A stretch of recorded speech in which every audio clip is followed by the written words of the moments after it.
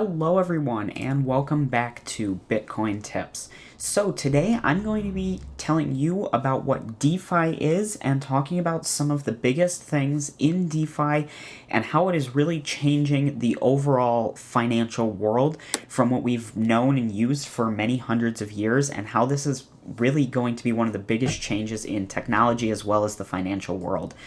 So if you like this video, please make sure to hit that like button. It will really help out the channel, and of course it does help encourage more content like this and help more people learn about content like this. So let's dive right into the video today. So I'm just going to start off here and say, what is DeFi? First of all, DeFi stands for Decentralized Finance. Now, that is very different from our traditional finance world because it separates the finance system from the banks. Banks control all of the money in the world, whether they tell you that or not. You have to go through your bank to get a loan or to invest, to get interest, to make lots of, everyday purchases. And that, for a lot of people, can be, a very big issue depending on where you are in the world and the rules and stuff like that banks have to follow or that they force you to follow. So, that's something to keep in mind, and that's one of the biggest things that people like about DeFi. Now, a huge component to DeFi that sets it apart from the traditional finance system and the traditional banking system is the fact that you don't have to rely on trust. The banks can, change interest rates or, come up with new minimums or, overdraft fees, stuff like that. DeFi, it's all built in code. You can pull up the code, you can read through it if you want, and nobody can change that code. So that's a really big component to it, and oftentimes it's a lot cheaper because of this, and everybody can, go out and see what they're getting into and all of that. So I just have this website here that kind of briefly talks about what DeFi is a little bit more in depth. If you want to check it out, it's on ethereum.org. It's kind of a more in-depth version of what I just said. So if you're really new to DeFi, definitely read through this, and just a few other things that you should definitely know before continuing this video. Understand the blockchain, cryptography, and smart contracts. Those are the three main things that DeFi is going to be based on, and really just a lot of the big things run off of those three topics. So just make sure you understand those. But we're going to be talking about the 5 different big things in DeFi. So first, starting off here, is going to be stablecoins.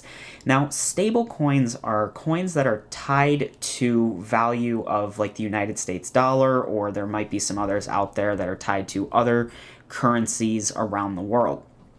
Now, these are usually looked over in cryptocurrency because they're always going to be within 1 or 2 cents of a dollar. That's either up or down. And the way that they work is when you come out here and you say buy USDT or USDC, they mint a new coin, you own that coin, and then say you go to sell it, that coin is burned. That's what keeps it set at the $1 price. So that's kind of a cool thing, and you might kind of be thinking, why would you want to purchase these coins? What use do they have? Well, one of the really big uses is, say you have 1 Bitcoin and you bought that Bitcoin in December of last year, and earlier in May this year, Bitcoin went from we'll just say 10,000 up to 50,000.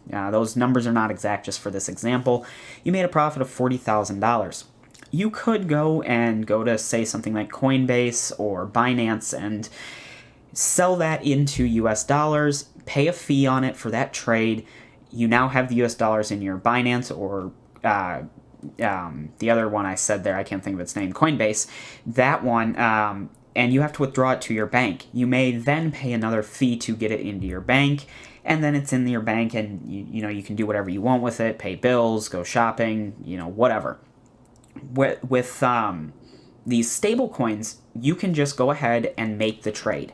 You'll pay, your regular fees in crypto, could be less than 1% oftentimes. So you might be thinking, well, if I get these coins, oh well, I can't really do anything with them, whereas if it's in my bank account, at least I can go out and spend it at, all the, locations around the country or whatever. So Why would you do that? Well, what if you wanted to get back into cryptocurrency? You're then paying the fees again to go from your bank to crypto.com, Coinbase, Gemini, Binance. Then you're paying the exchange fee to buy whatever coin you want, and you're hoping it's going to go up. Oftentimes, that process can take, 3, 4, 5 days just to get the money from your bank to the exchange and then make the trade, depending on how quick you pay, or I'm sorry, how quick the transfer goes, and you may have to pay more to get it in a quicker amount of time. Whereas if you already have the money in something like USDT or Binance Coin or something like that, you can just go ahead and initiate the trade whenever you feel is the right time. You don't have to wait for transfers, and the trade is executed at the same speed it usually is on the blockchain. There are tons of stablecoins. As you can see, we're on just crypto or CoinMarketCap here. There's a ton of different coins that you can look at for stablecoins. Definitely something to think about. You don't really have to be using any of the really new decentralized coins that are only available on things like PancakeSwap, which we'll talk about here in just a minute. These work with all types of cryptocurrencies. USDT being one of the first and most popular ones is on almost every exchange. So you can start taking advantage of this right now. So the next thing that a lot of people really like about the DeFi space is the lending. Now, with traditional banks, they will take a collateral, say 20%, when you take a loan out to buy a house or buy a car or just a personal loan, something like that. And then they are relying on you to pay that back. If you don't, they'll come and do the legal process with that, whatever that is. With DeFi, these smart contracts are programmed that they take, whatever you give them as the collateral, and they're going to make sure you pay that back. So, you're going to end up paying a little bit more than the loan. You can then go do whatever you want with that, and say you make some profit trading, you come back and you get your original investment or, your collateral. So maybe that was Ethereum coins, and you were out here trading Dogecoin. You made some money, you come back, you pay the loan back, you get your Ethereum, you've still got whatever profit you made in Dogecoin, you're good to go. So that's kind of why you might want to do that. And again, the contracts on the blockchain are written to make sure that the lender gets their money back with the interest, and that the lendee is held to those standards regardless of how much they're lending or what they're doing with it. So that's something really cool to look at as well in the DeFi space. So moving on to the third, big idea in DeFi here, decentralized exchanges. And I just briefly mentioned PancakeSwap a minute ago. PancakeSwap is one of the really big ones. There's also things like QuickSwap and Uniswap. Those are just other decentralized exchanges out there. And these work by taking lending pools where people in crypto can invest their money and get a certain percentage of reward for investing in the exchange. If a lender pulls money out, the interest rate will go up and attract new investors, and that's kind of how it keeps running. This is different than your traditional exchanges where, say, you traveled from America to Europe, you're going to have to exchange into the euro from the US dollar, and you're going to pay fees on that because the foreign exchanges like that, they'll take fees to cover whatever processes they have to cover to get you that money. And you really have no choice. If you're in another country, you're going to want to buy food, buy whatever, spend money, you're on a trip. You got to do it regardless of how much that fee is. With this, the fees are often less than 0.5% or as little as 1 to 2%, whereas you might be seeing 10 or 15% fees at traditional exchanges. So the code is written to help everybody. Again, it really comes down to the way the code is written, and it's not just one piece of code. There's different contracts and codes and all of that for all these different things. So I just kind of wanted to make that a little clear.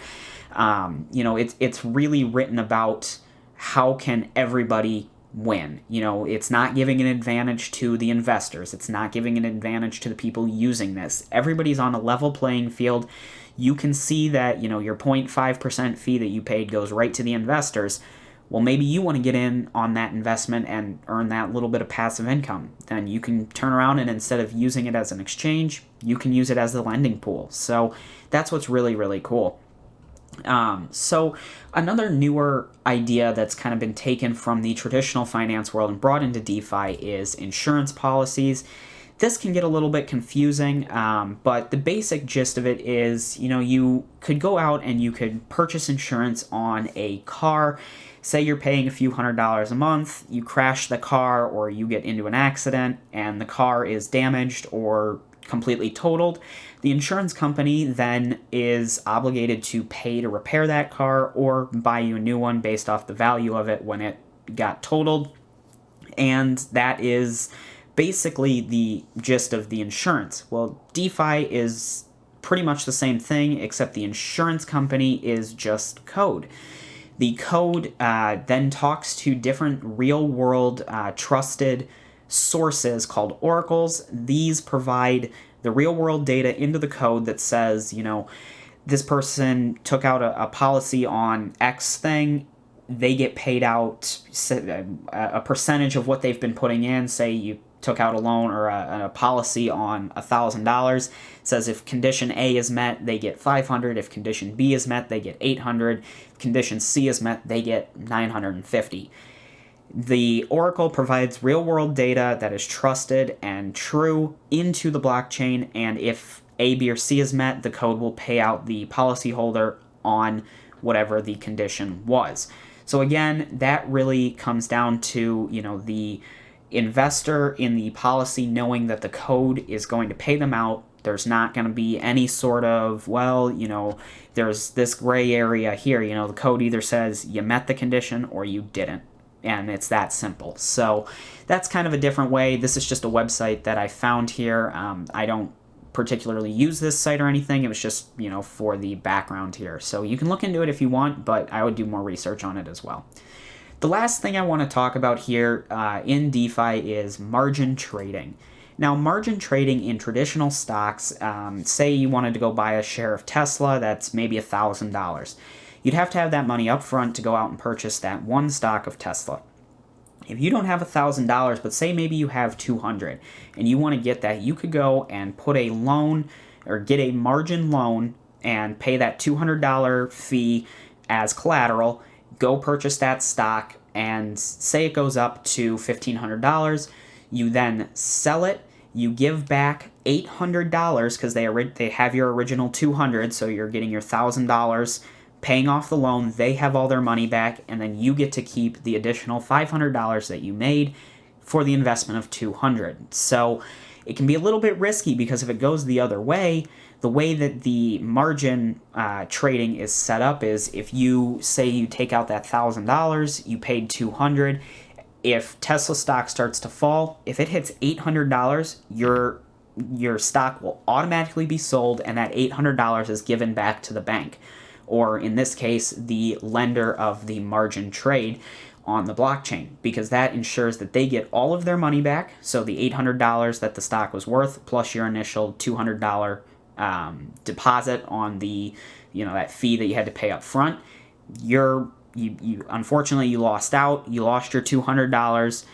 You could have lost, if you had bought it for $1,000 and sold at $800, you would have still lost the same amount. But say you didn't sell and it continued dropping to $500. At that case, you lost $500. So you got to kind of look at it like that. Traditionally, margin trading is very hard and a little bit complicated to get into, but DeFi makes it a lot easier to get into, and you can do it with cryptocurrencies that you might already have.